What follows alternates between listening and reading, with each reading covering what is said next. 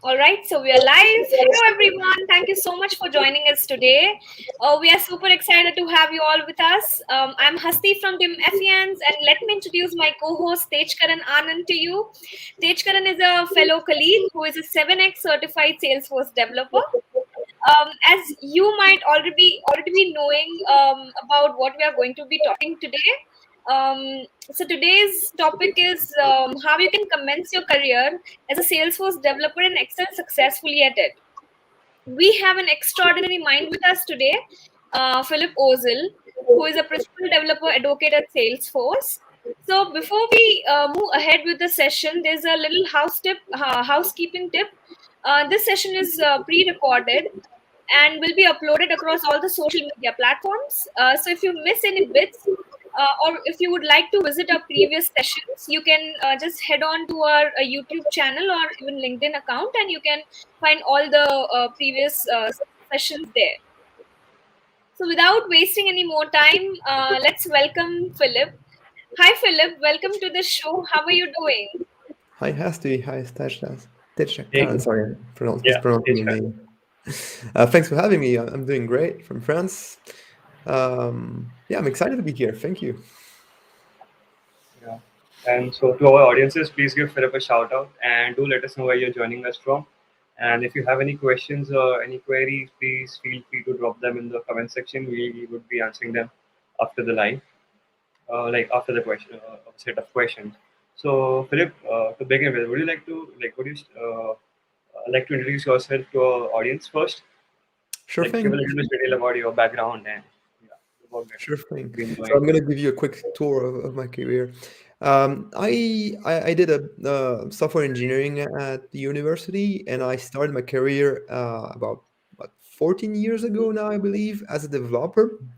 I did that for a couple of years and led a team of developers.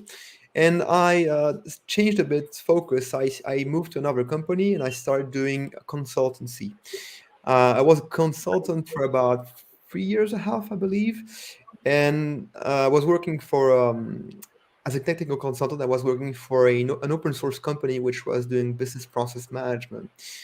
This was like a particularly important turn in my career. I've been traveling around the world. I did 80 customer projects in 20 countries in like 3 years and a half. So I was always on the run, talking to different customers, working with various industries.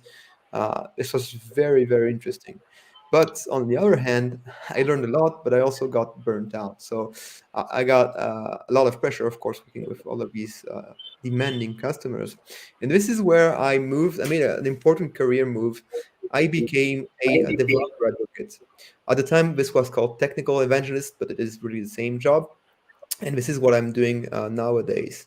A technical evangelist or developer advocate is someone that empowers the developer community. It's a mix between a developer and also someone who is doing a bit of marketing.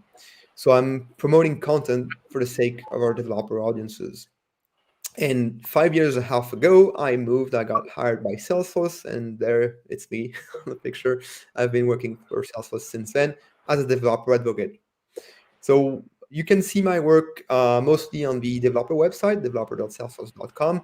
I'm a frequent blogger there. I also wrote a couple of Trailhead badges. You may have seen my work there. And I've also led some talks in various community events. For example, I've participated in all Trail DX and all Dreamforces since the beginning of my career with Salesforce.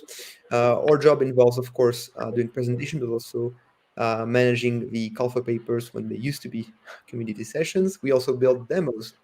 If you were lucky enough to be in San Francisco for one of these events, you may have seen something called Robotics Ridge. I've been playing along with robots, and we had a booth with robots and IoT.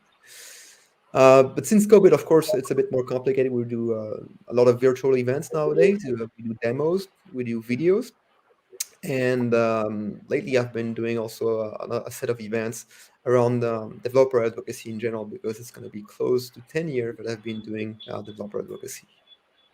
That's really in a wrap.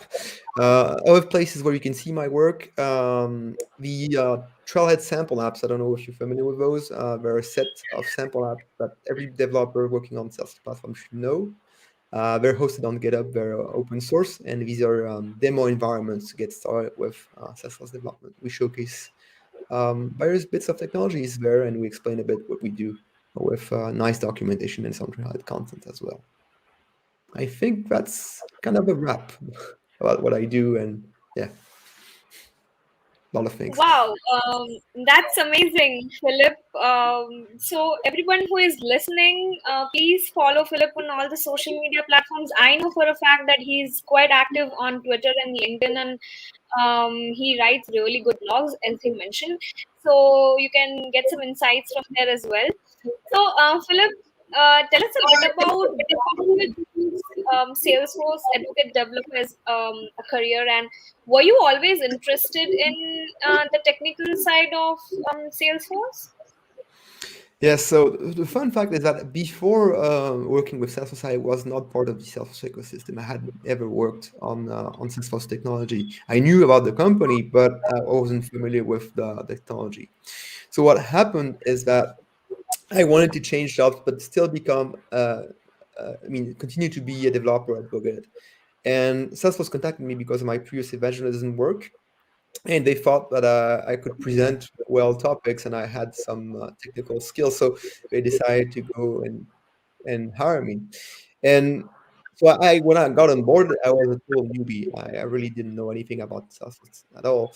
But I was already an expert in development, and I was able to ramp up thanks to resources like Trello. It was the beginning of Trello, but there was still a bit of content there that really helped me ramp up and master the technology.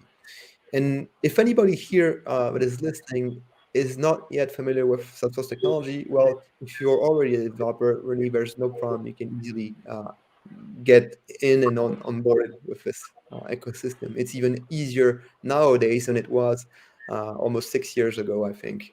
There's even more resources nowadays. Now, really, I kind of fell in love with the technology, but one thing that I really fell in love with was the community. And I think it's super important to stress this out. If you haven't worked with other developers communities outside of Salesforce, well, you'll really be surprised because not every community is like the Salesforce community. I'm gonna say a big thank you for everyone because I love the spirit of this community. This was really a surprise to me because I've never been in a community that is so welcoming and so helpful. So that's really special shout out to everyone from the community here. That's really a game changer. And then the technology is also very good. There's a lot of innovation. Things move very fast. Salesforce has a very wide portfolio. Before, in my previous jobs, I was able to know everything there was to be known about the products. I was an expert. I mean, at some point, I stopped learning about the product because I knew everything that was to be known.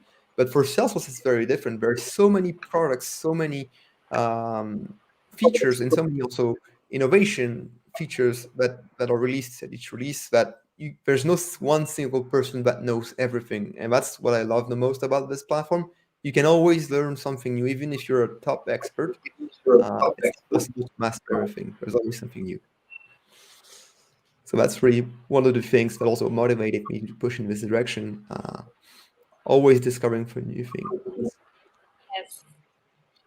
Well, I completely reckon with what you said about the Salesforce community. It is so welcoming, and even I have never worked with a company like Salesforce, and I mean, it's very comforting to be working with such amazing minds who are always ready to give you knowledge whenever you need it, and they are so helpful. So I completely reckon what you said, Philip.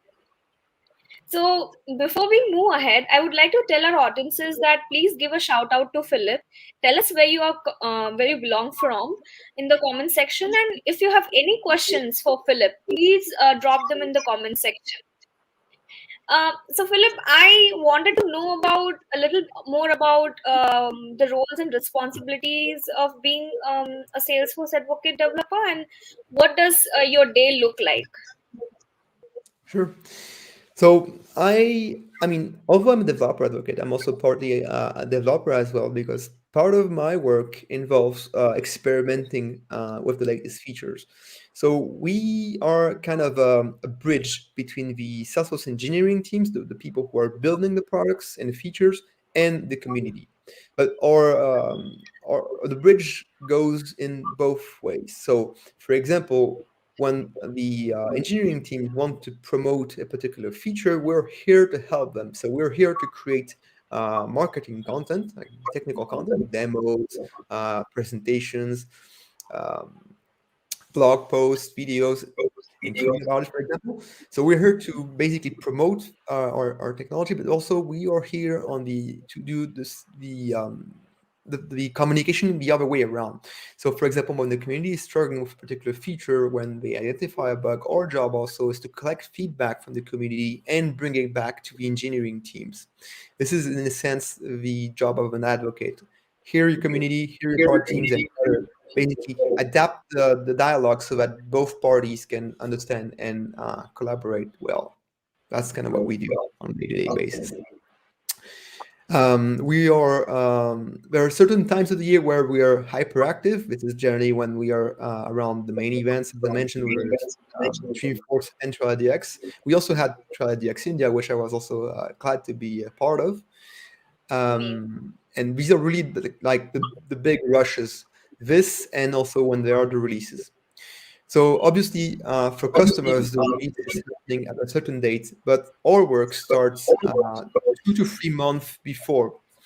And what we have to do generally is prepare a lot of content. So we have to update our sample apps. We also have to prepare things like the release readiness live series of content. These are series of videos and also series of blog posts that promote new developer features in the releases.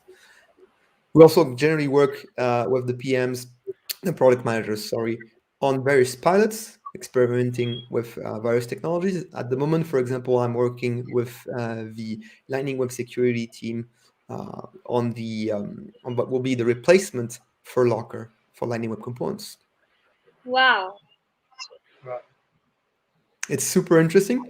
It's also really we can see like the internal workings of how we release a feature, the amount of testing that is done, the amount also of data intelligence that is measured on existing orgs. For example, looking at statistics of how customers use the product to adapt the features so that it has the minimum negative impact at release.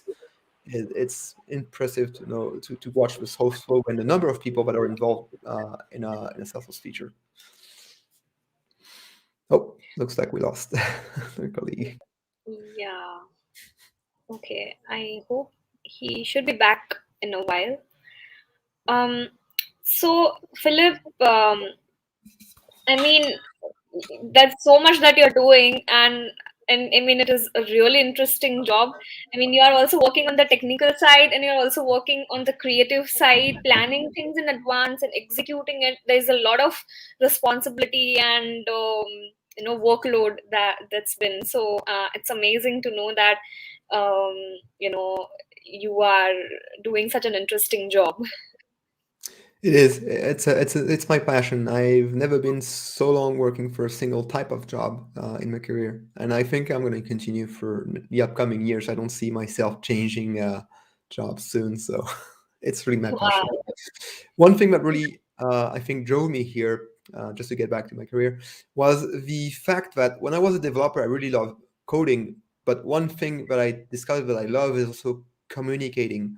And this is how I moved from being a developer, like kind of hidden in the background, not in touch with the customer, to being a consultant, which probably was too exposed to a customer, and then working as an advocate, which is a good fit, I think, because you're working with customers, but you're not directly tied to a deal. So there's no pressure. You don't have a contract to work with a single customer. You're helping people at large. And that's really what makes the difference. You're addressing the entire community and not just the single customer. And that's, I think it's a way better relationship than working on a one-to-one basis for each customer.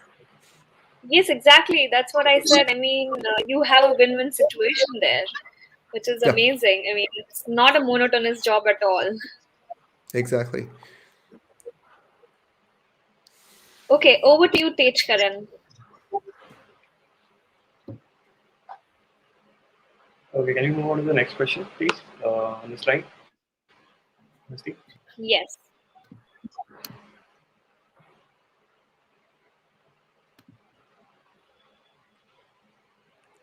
Okay, so Philip, I think you would be the best candidate to answer this question. What do you think are the things that complement being a good Salesforce developer and makes one stand out from the crowd?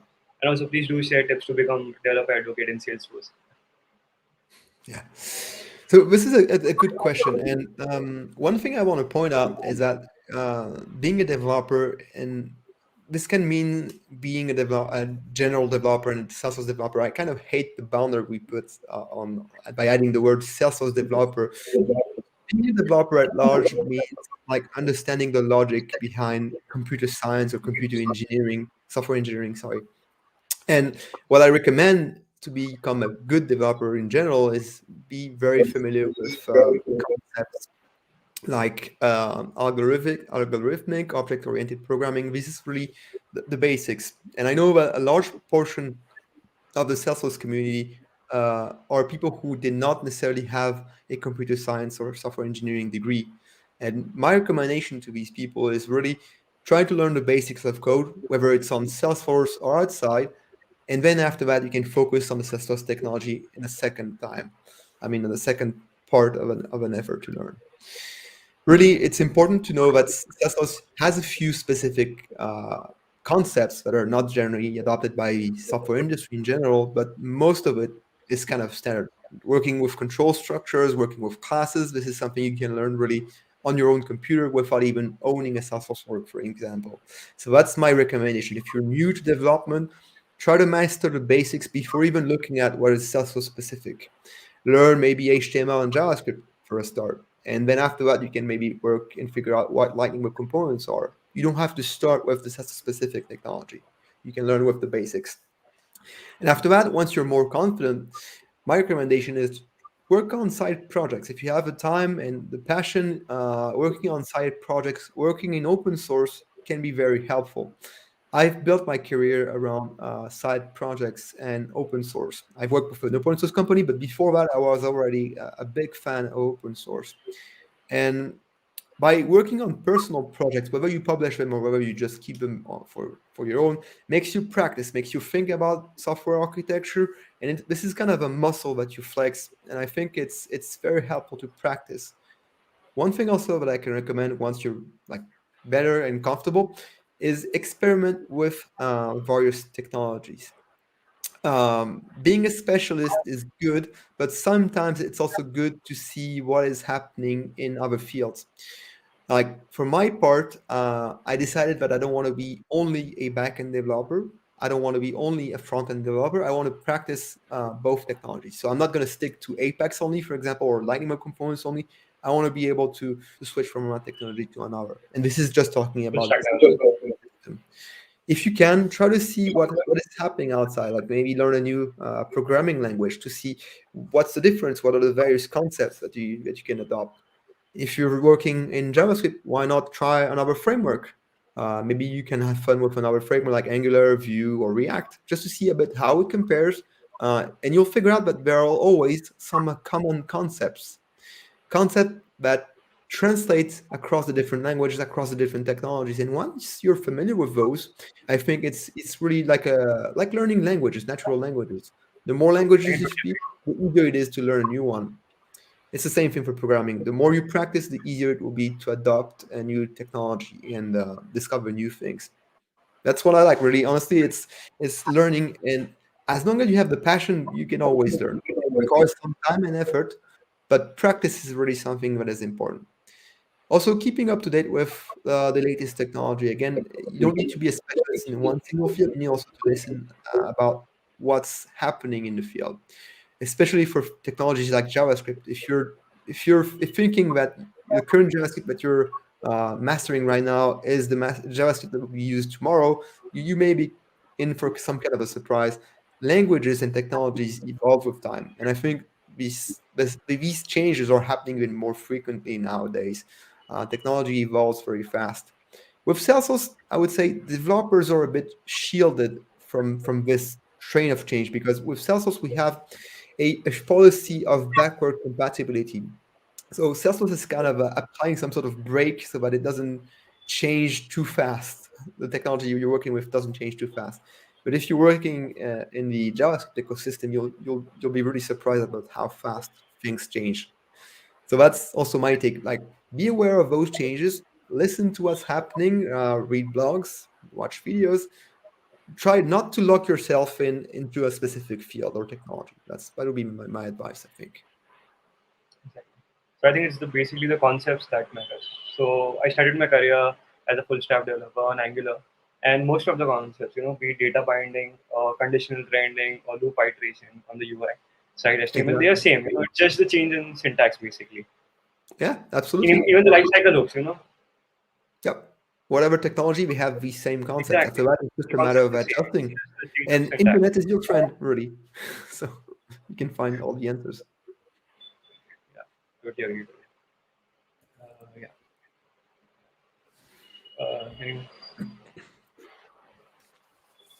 Okay, so the next question. So generally we ask these questions from a newcomer's point of view, but for someone really senior in the industry, say about like 15 years, like someone who's been in the Salesforce ecosystem for 15 years, what's your take on certification for someone like them? Like I personally work with people like who have like 10 plus years of experience and have just like one admin certification, but their concepts around the different clouds are like totally brilliant. Like they know what they are doing and they know their designs. Yeah. So this is always a tricky question because I know that some recruiters only swear by certifications, but I'm not a big proponent of certifications. I would say I would trust more of the experience of someone on the field and with projects, whether they're visible or not, and I would trust more this side of things. Of course, if you're like a total beginner, maybe a proof that you're mastering some basics concepts can help. But when you're really an advanced developer, I think it's not always necessary. However, when you're becoming close to being like a technical architect, for example, I think that the certifications can help because there's so many features and products that you need some sort of preparation to really see what are the pros and cons. You haven't been able necessarily to work with all of those, and just reading a blog post isn't necessarily not enough to really become a master. So I think there's a turning point in which you would probably need some certifications to become an architect. This kind of work really needs some proof that you're up to date with the current technologies and the right use cases for the right tools. Because I think when you're working with complex environments, it can be easy to make a wrong choice because you haven't really thought about all the technical implications of choosing a solution as for regard with scale and the use cases that you're adopting. What are your favorite resources like generally when you want to research on any topic or when you want to work on something that you haven't before, like except Rayleigh? It's it's complicated because I mean, are you talking about Salesforce technology or just technology in No, no, general? yeah, in Salesforce. Okay. Well, in Salesforce, the thing is, we are writing the documentation, so we are writing the resources. So it's not really like I Exactly. have to look outside. I'm the one writing it. But I'm constantly working with the what we call the content experience team, or CCX in short. These are the people who write our technical documentation. So I have access to the product managers and to the documentation teams. This is really helpful, of course, because I don't really need to look at third-party websites to have such information. I already have access to the best experts. But I know that there are a couple of good blogs, sorry, like Salesforce Ben or others, which can be helpful, especially around the release time.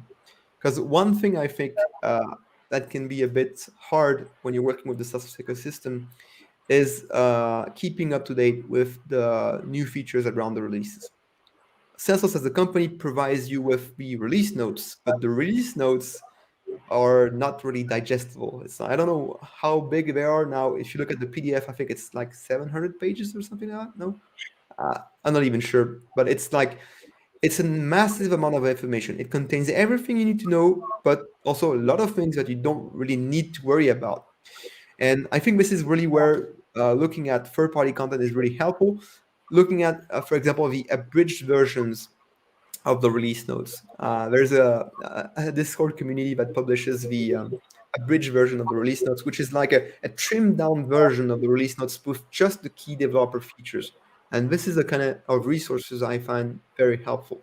Of course, we do ourselves try to highlight some important features like with the release readiness that I mentioned earlier. But this is also another take at the release notes. I think it's interesting to confront opinions because uh, we represent the company, so we have to adopt certain wording, but someone else from the community doesn't have the same constraints, so we can really take shortcuts in the way we present things. And I think it's also interesting to see um, both point of views, I would say. Can you move on to the next question, Hasti? This is an interesting one, like my favorite, which I like your like to get an answer. So, what is this future of Salesforce developers looking like? Especially with automation and with the enhancements that we are seeing in flows. Do you think it is going to listen up the dev work in future? There's going to be a lot of changes, and I think it's an exciting time to be a developer. From my career, I saw really a turn in terms of developer experience. That was when we introduced Salesforce DX. This was really a big turn. We empowered developer with a CLI, and I think that really changed the way people develop on the Salesforce platform. This was what 5 years ago, I think now, and that really changed the way developers work with the platform.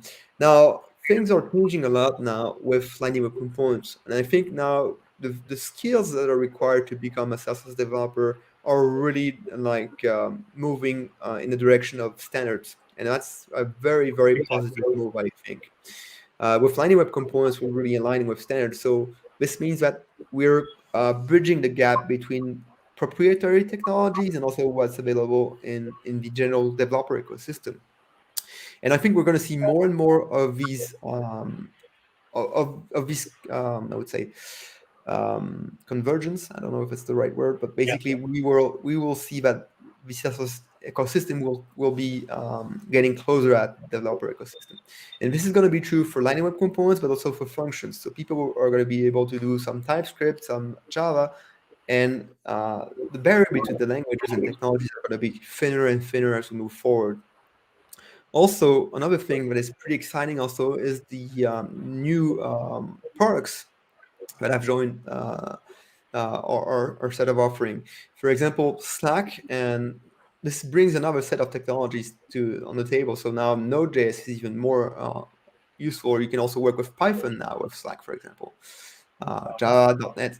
There are a lot of new technologies that you can work with in Salesforce. It's not just the core Salesforce platform, but when you look at all of the offering and all the different products, there are a lot of different technologies. So I think the future is very rich.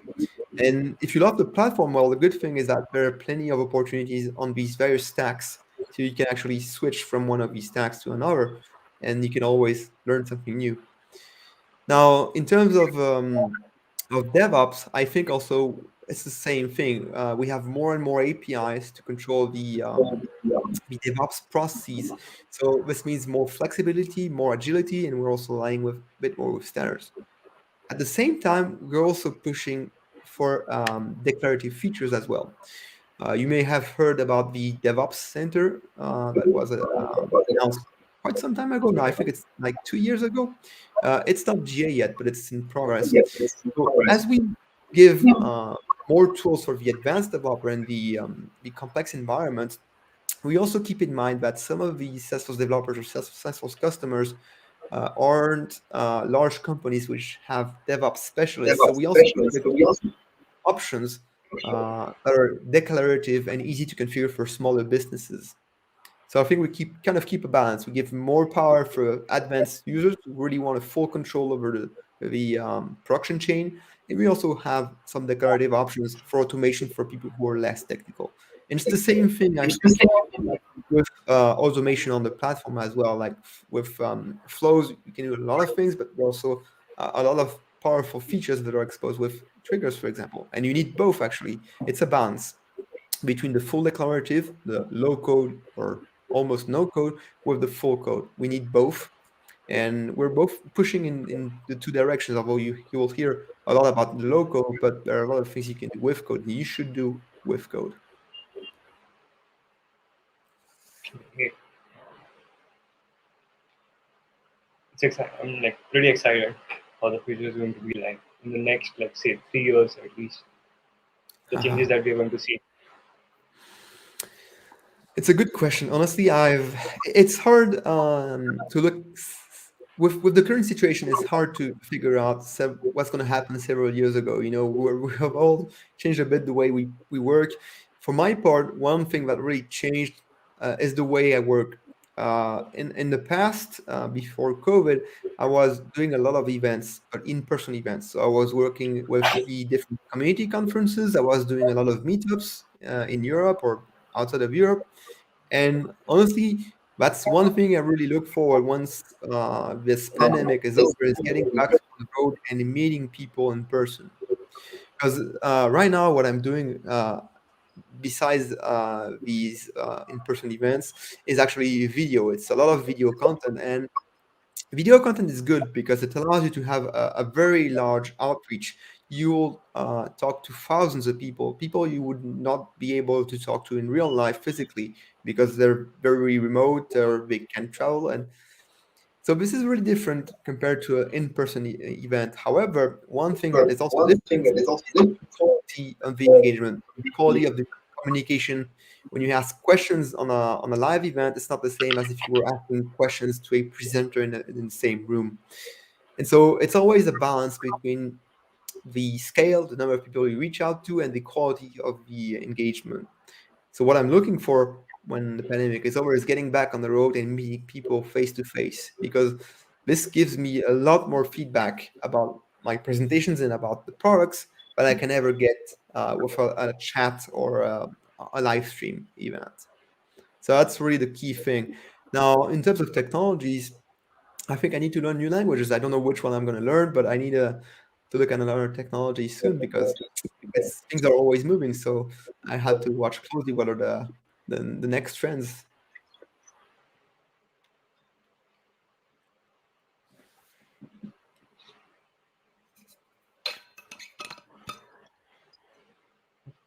Wow. So I was actually, I mean, I don't have any kind of technical background, but it was really interesting to listen to both of you talk about, the technical stuff, and I could pick up a thing or two from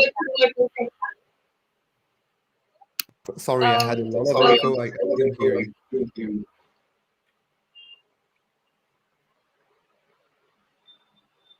sorry.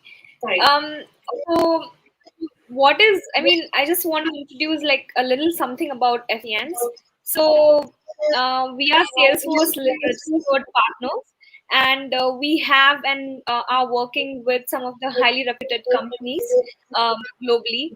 And we are rapidly growing and are always looking for talents to join our ever evolving team. So if you are interested in working with us, write to us on our careers page. um, it's time for us to take some questions from the audiences. Our audiences is really excited, and they have a lot of questions to ask you, Philip. That's the best time of the session, like the Q&A part. I love it. Bring it on. Hi, Usman. All right. So you're not a developer and you have no background in coding. Would a Salesforce administrator be very complicated?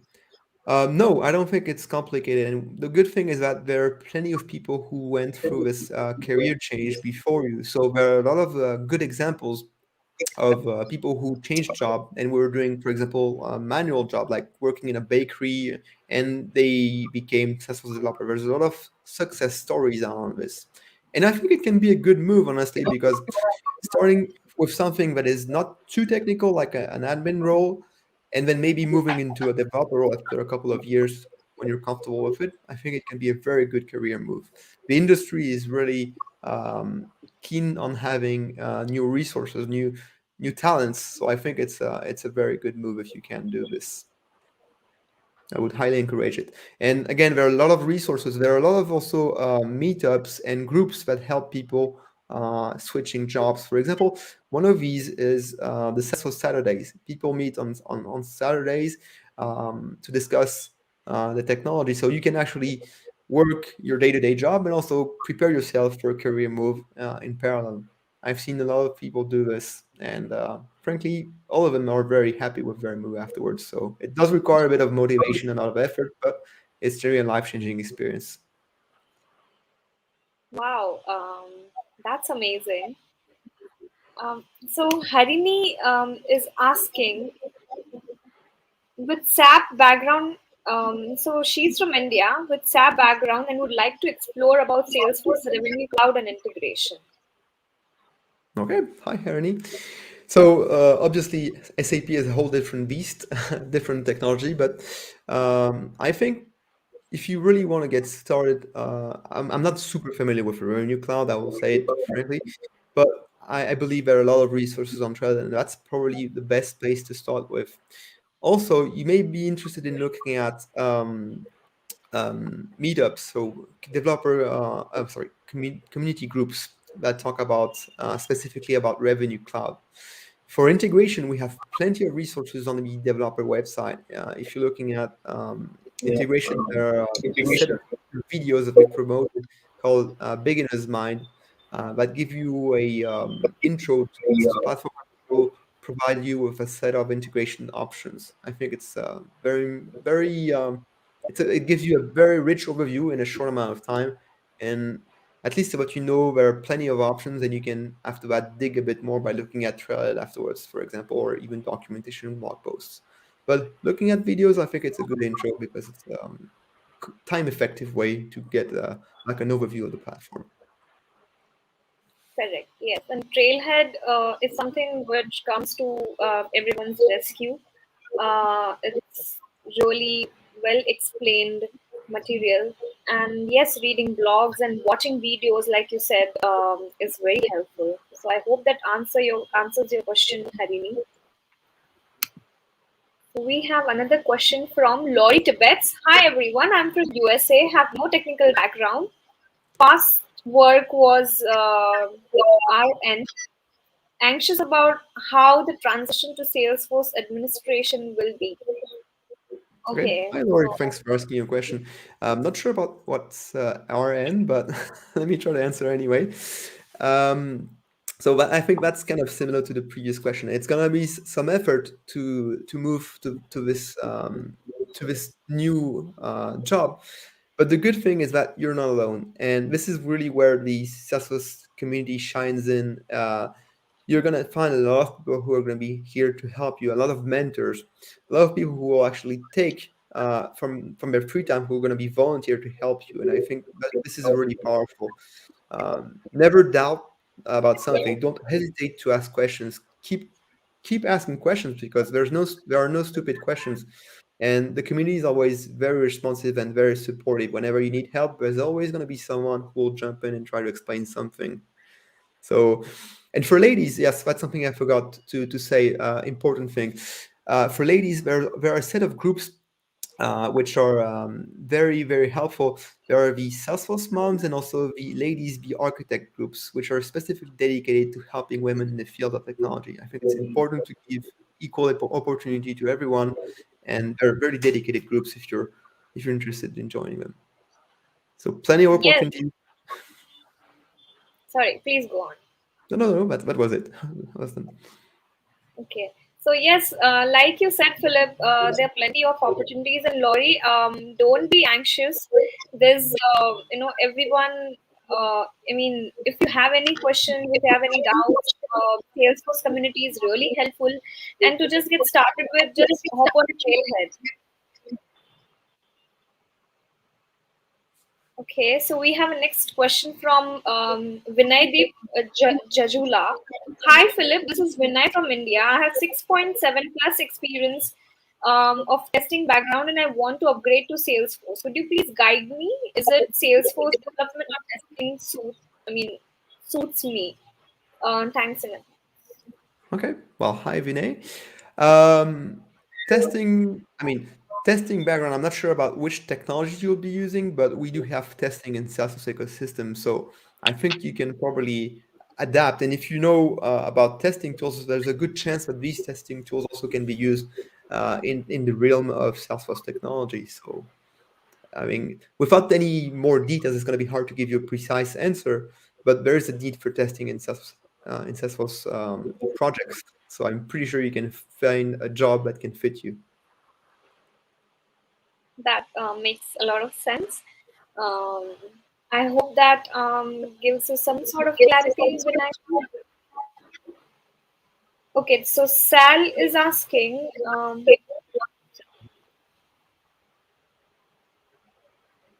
Rahul is asking, I'm in the way of best Salesforce developer.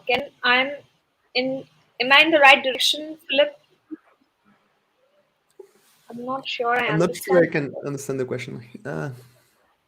Rahul, if you can please elaborate a little bit about what your question is, that would be very helpful. Meanwhile, I'll take other questions. Okay, so Laurie has another question, which is on a side project. How many times can we use a dev org to practice? So the developer edition orgs do not expire, so you can reuse them as much as you want, as long as you keep connecting to them. Now, one thing that I will advise you is try not to have too many projects on the same org. You can have as many orgs as you want. And if you have too many projects on the same orgs, you may see some side effects, like automations that can kind of conflict. So when you have a new project, generally I would advise you to create a new developer edition org. For example, for me, I have probably more than 100 of them because, well, new project, new org. So don't worry. I mean, you just have to sign up again, but this isn't taking so long. So I think it's important for you to really separate things so that you don't have any really bad experience mixing the different projects you do.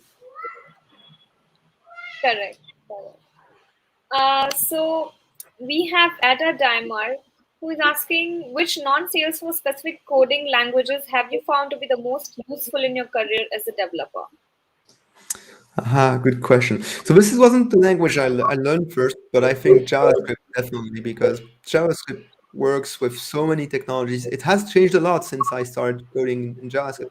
I think I started with JavaScript more than 20 years ago. Before my career, I was already a developer, and JavaScript, of course, evolved so much since then.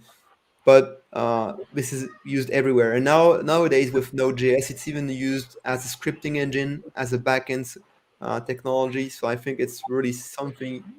If you learn this technology, you're guaranteed to be able to use it at a job. Yes. Sorry, I was actually looking for people's questions, and there seems to be a lot of questions, Philip, for you. Um, It's great. I love it. so Laurie is again asking, what will be a good pathway to merge my experience with the healthcare industry as a bedside nurse for the past 15 years with Salesforce? I was thinking of doing the health cloud super batch after going for the admin cert. Are there any other module or certifications I can pursue? Yeah, good question. I will say frankly, I don't know all of these certifications by heart, so I'm not an expert in this. And the health audit is good, but have to be careful about not over specializing yourself, especially at the beginning of your career. You probably don't want to lock yourself just in one specific industry. But I think really becoming an admin is already a good start. Being able to be an admin on any kind of org is really good. If you can find also a customer that works with specifically with health cloud, it's better. But that's a very specific career path, and honestly, I don't have a lot of experience in this particular path, so I'm not going to be able to give you a lot of advice on the health side of things. All right. Sorry. Uh, no worries. Okay, so Harini is saying that she read an article. Yes, Harini, we have written a few articles about how to integrate few platforms with no coding required. So please give it a read. It is a comprehensive article, and you will get a lot of insights from that. Pooja is asking, hello Philip, I'm from Canada. I'm learning Salesforce admin and want to work as Salesforce business analyst. Please provide valuable guidance. Well, thanks, Pooja. My goodness, this is a very open question. I would say, yeah, a business analyst is not just a sales specialist. Learning about the platform is really helpful, but also learning about the way you ask questions and you discover business use case is also very important. Uh, Schooling can scale beyond just pure sales force, like knowing how to run a project, knowing about agile methodology. This kind of thing can really help, I think. Um, I think reading about use cases and how customers use the platform can be very helpful as a business analyst. And you can probably also do a tour on the different products of the different Salesforce clouds just to see a bit of have a good idea of the landscape, what's possible and what should be what works best with the different clouds. I think, but it's a very open-ended question, so this could take whole day to just to cover all of this. Um, okay, so Amar is asking, "Hi Philip, I'm from India. I belong to technical support. Is it okay to make change and go for Salesforce?" So yes, our joining a Salesforce career can work with any kind of previous job. There's no set of prerequisites. I mean, if you're technical and if you already know how to code, it's going to be easier to be a developer. But if you don't know how to code, again, you can easily embrace an admin career. And we've seen people who are not really even in touch with technology being able to convert successfully into administration. So if you're already working with technical support, you probably are familiar with uh, software. So you have probably a good chance to become an admin. I would say should be. It takes a bit of learning. It will take some time. It's not something you will do overnight, but I think it will be a good move. Yes. Yes, and given that you have a technical background, I don't think it would be a very difficult, transition for you. So, yes, with just a little bit of practice, you will be good to go. Zishan Ali is asking, "Hi sir, I'm from Mumbai, India. I have 2 years of experience in Oracle ERP and EBS." Sorry, okay, this question is continuing here. Could you please suggest me to have Oracle experience can help me in Salesforce? Good question, Zishan. I'm not very familiar with Oracle technology, so honestly, I don't know what's the intersection. One thing that could be valuable if you were working for a customer which has some sort of integration, I think that could be helpful. But otherwise, I think the concepts are very different from different products. So I'm not sure there's a big overlap between us and Oracle, to be frank. Okay. I hope that clears your doubt, Zishan. Pranav is asking, "Hi Philip, I'm working as a Salesforce QA. So, what's the roadmap or resource which is helpful to become a Salesforce developer?" Okay. Good question, Pranav. So it depends, I would say, if you're already familiar with coding or not. Because again, if you want to learn how to code, I would say don't lean on the Salesforce resources. You learn how to code outside of Salesforce, and then you can look at Salesforce specific technology. But if you already know how to code, then there's plenty of content on Trail which can bring you to the next level. And there are a set of trails, really the basic ones, the three levels of developer. There's the beginner developer trail, the intermediate, and the advanced developer trails, which will keep you busy because there are quite a few hours of content there to really teach you about the basics of our technology. But make sure you know how to code first because Trailhead is great for a lot of topics, but it's not the best place to learn how to code first if you're not a developer. Okay, that's a really useful piece of information, Philip. So, thank you for that. Um, Kritika Khandelwal is asking, "Hey, I'm from India and newbie in Salesforce. Can you guide from where to start learning? Because sometimes I feel overwhelmed about it." Well, Kritika, firstly, if you don't feel overwhelmed about anything, I would say Trailhead is the best place to go with.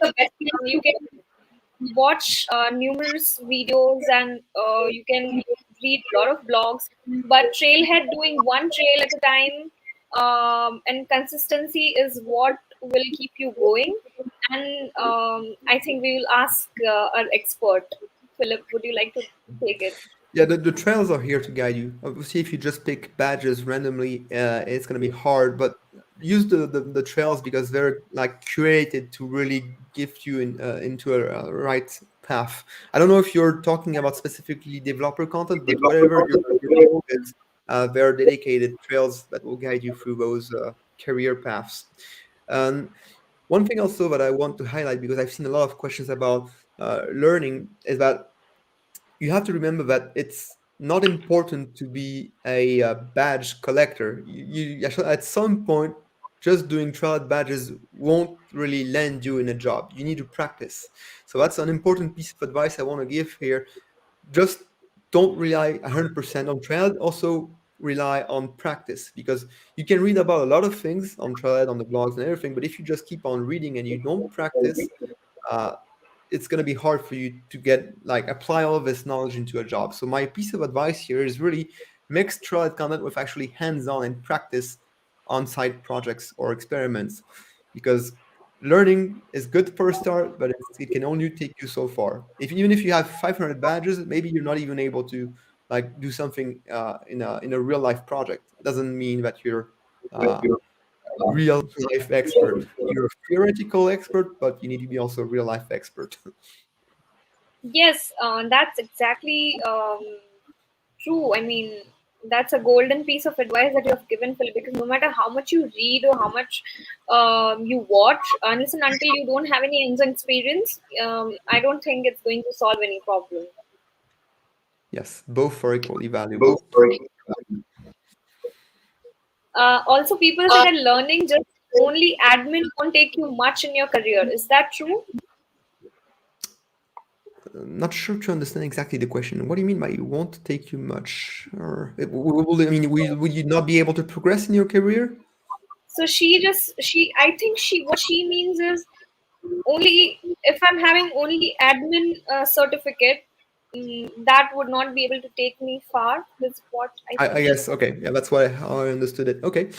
Well, the thing is, there are a large demand for admins, and honestly, if you're totally new and you don't have a technical background, I think it's important to settle for a couple of years to be familiar with the way the platform operates. And being an admin, for some people, it's like the perfect job that fits them. They can stay admin for years, and I probably can be happy with it. But some other people, like after being an admin, decide to change career and they can become developers. It's a pretty common path that I've seen talking to people from the community. After several years of being an admin, people are sometimes limited with the things you can do with declarative tools, and they start to learn code, and they can then move and embrace a developer career. So being an admin can be a first step on the platform, and if you want to go further, you can easily transition to a developer. Same thing for developers. After being a developer for a long time, well, you can actually start to look at an architect career, for example. I think these are natural evolution for careers. If you want more challenges, and if you have the will to learn about new things, it can be interesting. Yes, and that's an interesting piece of information and advice that you have given, Philip. But I would also like to add that if she wants to progress in her career as an admin, she can just excel at becoming a senior admin, senior Salesforce admin. I mean, that's also quite um, you know interesting if she's interested. So yes, you can do that. Muhammad is asking, I'm from Pakistan and learning Salesforce admin. Is certification necessary to advance my career in Salesforce if I maintained a good trailblazer profile? Again, this will depend largely on the recruiters. Um, I would say one thing that I've noticed, I think in the APAC region, people are asking more often a certification. That's the feeling I have. I don't have any proof or numbers, but one thing that I've noticed is that for new hires, people who are new to the technology and who don't have a past experience with the platform, I think it's more often required to have at least a first certification. Now, of course, if you have a good Trailblazer profile, this is also very helpful. but I think it can be a barrier of entry if you're really new on a technology in the APAC region. So I would recommend that you have one certification for admin at least. Okay, that makes a lot of sense. So, Peter is asking, how many years of experience is required to become a Salesforce Developer Advocate? It's a good question, and honestly, it's where the developer advocates, we don't really have a single profile. There are a lot of different profiles because we come from various walks of life. But I think what's important for being a developer advocate is having a lot of experience, but not experience necessarily in one single technology, like having explored in the industry. And what I mean by that is that you can be like me, working with various technologies that are not Salesforce, and then become an advocate, or you can also be an expert in Salesforce and become an advocate. We have colleagues in my team who have been members of the community, who have been, for example, MVPs that we hired. These were they really know Salesforce very well, but know the community, and they've become experts. Now, the number of years of experience, it's hard to give you a precise number, but I think it's not a junior position, that's for sure. You don't start as a developer advocate as a junior, because you need to have worked for a couple of years to understand basically the challenges of running a product, whether it's with Salesforce or with another software. You need to be comfortable with the industry standards, these kind of things. So I would say, starting from 6 years in the industry, or 5, 6 years, I think it becomes a good path. Okay. I mean, like you said, it's not a junior position and it requires a lot of years of experience to become a Salesforce advocate developer. So, yes, that answers the question, Philip. So, we don't have any more questions. So, that's it for today. Thank you for being such an amazing audience.